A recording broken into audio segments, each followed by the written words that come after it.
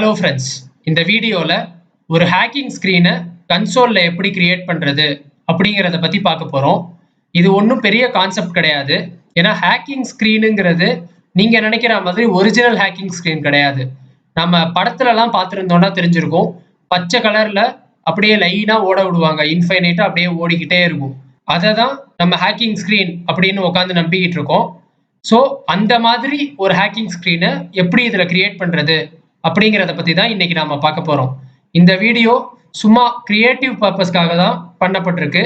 இதில் முக்கியமாக எந்த கான்செப்டையும் சொல்லனாலும் சும்மா நார்மலாக கிரியேட்டிவாக என்ன பண்ணலாம் அப்படின்னு காட்டுறதுக்காக இந்த ஹேக்கிங் ஸ்க்ரீன் வீடியோவை நான் பண்ணுறேன். இப்போ நம்ம கோடிங்குள்ளே போகலாம். ஃபஸ்ட்டு ஒரு ரேண்டம் கிளாஸ் கிரியேட் பண்ணிக்கலாம். Random r equal to new random. இந்த ரேண்டம் கிளாஸ்னா என்னங்கிறதுக்கு நான் தனியாகவே ஒரு வீடியோ பண்ணுறேன். அப்போ நாம ரேண்டம்னா என்ன அப்படிங்கிறத பார்த்துக்கலாம். பேசிக்காக சொல்லணும்னா ரேண்டம் நம்பர்ஸை ஜென்ரேட் பண்ணுறதுக்கு உதவுற ஒரு கிளாஸ் தான் இந்த ரேண்டம் கிளாஸ். அடுத்து நாம் என்ன பண்ண போகிறோம், ஒரு ஃபார் லூப் எழுத போகிறோம். இன்ட் ஐ ஈக்குவல் டு 0ன்னு இனிஷியலைஸ் பண்ணியாச்சு.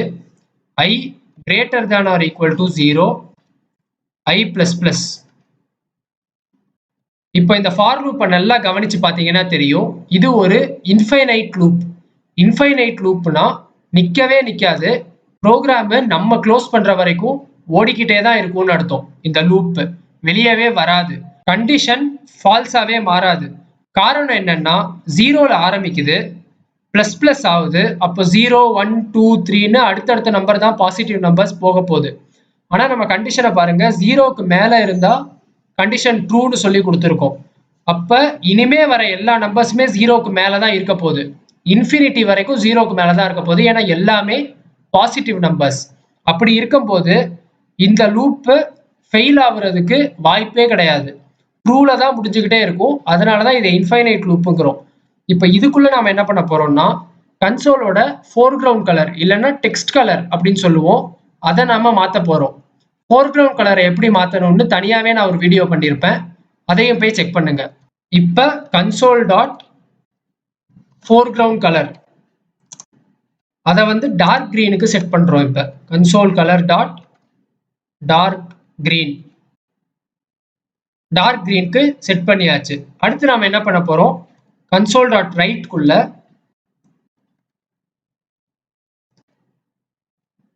ரேண்டம் நம்பர்ஸை ஜென்ரேட் பண்ண போகிறோம். இப்போ ரேண்டம் கிளாஸில் நம்ம எழுதியிருக்க வேரியபிள் ஆர் டாட் நெக்ஸ்ட்னு சொல்லி ஒரு மெத்தட் இருக்கு. அதை கொடுத்துட்டு லோவர் பவுண்ட் ஒன்று கொடுக்கணும், அப்பர் பவுண்ட் ஒன்று கொடுக்கணும். லோவர் பவுண்டுனா எங்கேருந்து ஆரம்பிக்கணும் அப்படிங்கிறது, அப்பர் பவுண்ட்னா எது வரைக்கும் உள்ள நம்பர்ஸ் ரேண்டமாக பிரிண்ட் ஆகலாங்கிறது. நம்மளுக்கு தேவை 0 and 1 மட்டும் தான். ஏன்னா ஹேக்கிங் ஸ்க்ரீனில் பைனரி நம்பர்ஸ் மட்டும் தான் ஓடும் அப்படின்னு தான் நம்மளை நம்ப வச்சுருக்காங்க. 0வும் 1ம் நம்ம பிரிண்ட் பண்ண போகிறோம். அதனால என்ன பண்ணும், 0,2ன்னு கொடுக்கணும்.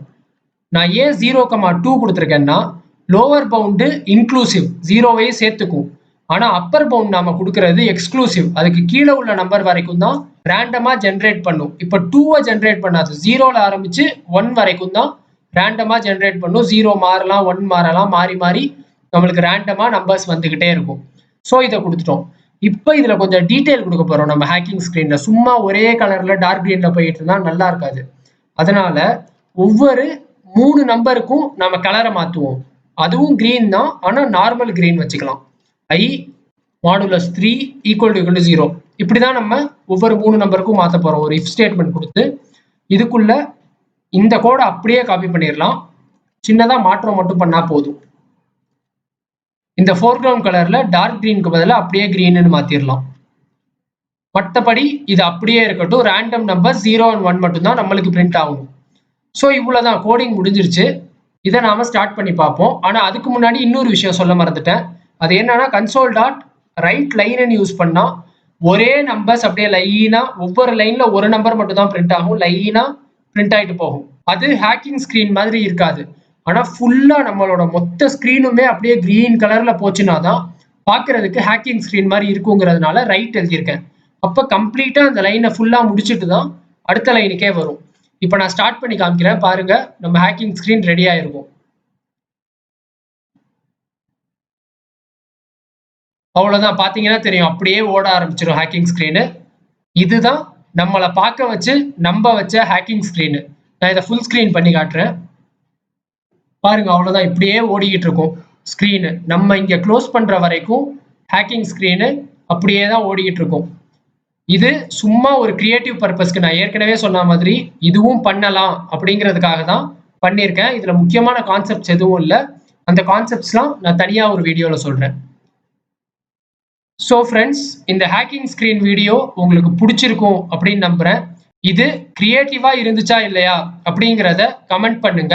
இந்த வீடியோ புடிச்சிருந்தா லைக் பண்ணுங்க, ஷேர் பண்ணுங்க. மறக்காம நம்ம சேனலை சப்ஸ்கிரைப் பண்ணிருங்க.